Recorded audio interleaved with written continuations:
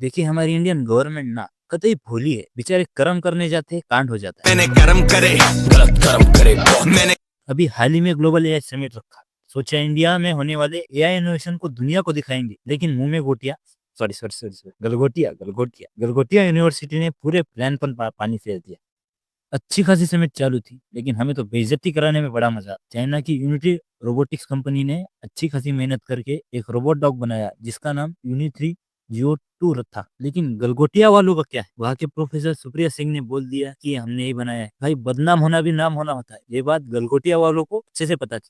बाद में जो होना था वही हुआ, गलगोटिया वालों को समिट से निकाल दिया गया और वहाँ के प्रोफेसर पे सारा इल्जाम लगा दिया गया। लेकिन आपको क्या लगता है, इतनी बड़ी गलती की इतनी छोटी सी सजा काफी है लेकिन बात जब वायरल हो गई तब ministry of electronics and IT को जाग आई और उन्होंने इस यूनिवर्सिटी का स्टॉल खाली कर दिया। बाद में जो होना था वही हुआ, यूनिवर्सिटी ने माफी मांगी और कहा कि उनकी प्रोफेसर अपने मन से ही बातें बना रही। वेस्टर्न मीडिया को भी टॉपिक चाहिए था इंडिया के खिलाफ बदनामी कराने की, उन्होंने भी इंडिया की खूब बदनामी, इंडिया की एआई एम्बिशंस को एम्बेरेसिंग बताया। लेकिन दोस्तों इससे फर्क नहीं पड़ता, हिस्ट्री में इंडिया को जितना बदनाम किया गया है इंडिया उतना ही आगे बढ़ा है। कभी ब्रिटिश लोगों का गुलाम रहा इंडिया, अगर ग्लोबल एआई समिट होस्ट करेगा तो वेस्टर्न मीडिया को मिर्ची लगनी तो फिक्स है। इस एआई समिट से इंडियन इकोनॉमी को बिलियंस ऑफ डॉलर्स का फायदा हुआ है। ग्लोबल टेक जायंट्स और इंडिया की कंपनीज ने लगभग 200 बिलियन डॉलर से भी ज्यादा का अमाउंट इन्वेस्टमेंट की अनाउंसमेंट की है, जो कि आने वाले कुछ सालों में किया जाएगा। इंडिया के रिलायंस ग्रुप ने करीब 14 बिलियन डॉलर्स अगले 7 सालों में इंडिया के एआई और डेटा इंफ्रास्ट्रक्चर में लगाने की अनाउंसमेंट। इंडिया के अदानी ग्रुप ने तो 100 बिलियन डॉलर्स इंडिया के एआई डेटा सेंटर्स में, जो कि रिन्यूएबल एनर्जी पावर्ड होंगे, उसमें इन्वेस्ट करने की अनाउंसमेंट की है।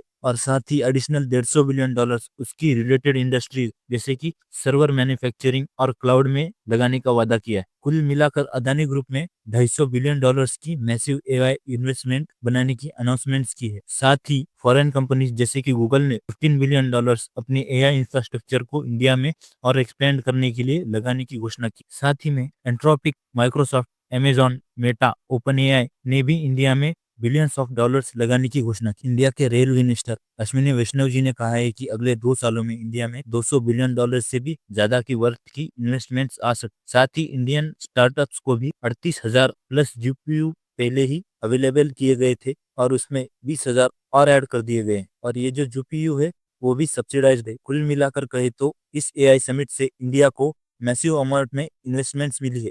इस ग्लोबल एआई समिट ने इंडिया को शॉर्ट टर्म में इन्वेस्टमेंट्स का मैग्नेट बना दिया है, जहां इंडिया को शॉर्ट टर्म में बिलियंस ऑफ डॉलर्स का इन्वेस्टमेंट मिला, जो कि इंडिया अपने एआई इंफ्रास्ट्रक्चर को बिल्ड करने के लिए यूज करेगा, और लॉन्ग टर्म में स्टार्टअप्स को बूस्ट भी मिला। इस एआई समिट से लॉन्ग टर्म में इंडिया की प्रोडक्टिविटी और ज्यादा इंप्रूव होगी और इंडिया में न्यू जॉब्स भी बनेंगी, और फ्यूचर में इंडिया का ये एआई सुपर पावर बनने का जो एम्बिशन है उसको भी मदद मिलेगी। तो दोस्तों अब आप समझ गए होंगे कि एक छोटी सी प्राइवेट यूनिवर्सिटी का मुद्दा उठा के इंडिया के एआई एम्बिशंस को बदनाम करने की क्यों कोशिश की गई, लेकिन इसका इम्पैक्ट ग्लोबल कंपनीज पर नहीं पड़ा, क्योंकि ग्लोबल कंपनीज को भी पता है फ्यूचर है तो वो बस इंडिया में। इस पर आपका क्या मानना है कमेंट सेक्शन में जरूर बताइएगा, और अगर आपको ये वीडियो वर्थ इट लगी तो वीडियो को लाइक और चैनल को सब्सक्राइब करना मत भूलिएगा। मिलूंगा आपको नेक्स्ट वीडियो में, तो तब तक के लिए थैंक यू।